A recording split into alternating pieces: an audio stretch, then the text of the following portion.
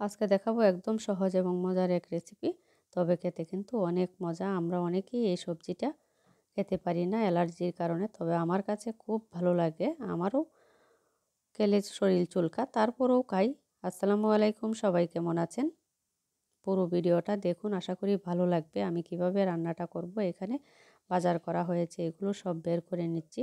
সব কিছু গুছিয়ে একদম সুন্দর করে, যেগুলো ফ্রিজে রাখার রেখে দিব। আর দুপুরে যে সবজিগুলো রান্না করব এগুলো খালাকে দিব কাটাকুটি করে, একদম সুন্দর করে আমাকে সব কিছু রেডি করে দিবে।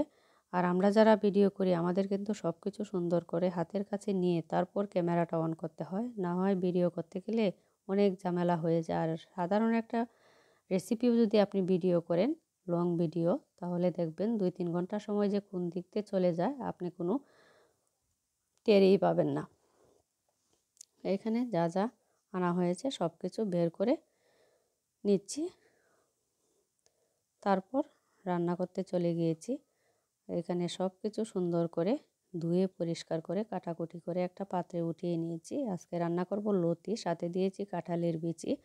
এই সবজিটা কিন্তু সারা বছরই পাওয়া যায়, তবে খেতেও কিন্তু অনেক মজা।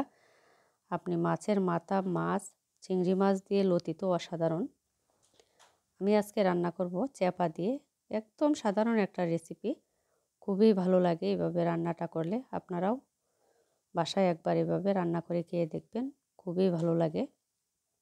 এখানে আমি পরিমাণ মতো মশলা দিয়েছি, হলুদের গুঁড়া, ধনিয়ার গুঁড়া, মরিচের গুঁড়া, পরিমাণ মতো লবণ, আর দিয়েছি রসুন আর সামান্য একটু পেঁয়াজ। যেহেতু এটা চেপা দিয়ে রান্না করব, রসুনটা কিন্তু বেশি দিতে হবে। আমি একদম হাতে মেখেই তরকারিটা বসিয়ে দিয়েছি। যখন জাল উঠে গিয়েছে, ভালো করে সুন্দর করে মশলা লতির সাথে মিক্সড করে তারপর দিয়েছি চেপা। এইভাবে তরকারিটা রান্না করলে কী যে ভালো লাগে আর কী যে সুন্দর একটা ঘ্রাণ বের হয়। এটা কিন্তু একদম শুকনা শুকনা হবে তরকারিটা। এখন তরকারি রান্নাটা প্রায় শেষের দিকে, কয়েকটা কাঁচামরিচ দিয়ে দিই, ঝোলটা আর একটু শুকিয়ে ফেলবো। এখন চুলার আঁচটা কমিয়ে, আর এখন আর ডাকবো না, যাতে তাড়াতাড়ি পানিটা শুকিয়ে যায়। দেখুন তরকারি কালারটা কি সুন্দর হয়েছে। গরম ভাতের সাথে চেপার তরকারি লতি দিয়ে অসাধারণ একটা খাবার। অনেক সুন্দর, অনেক মজার একটা রেসিপি কিন্তু এটা।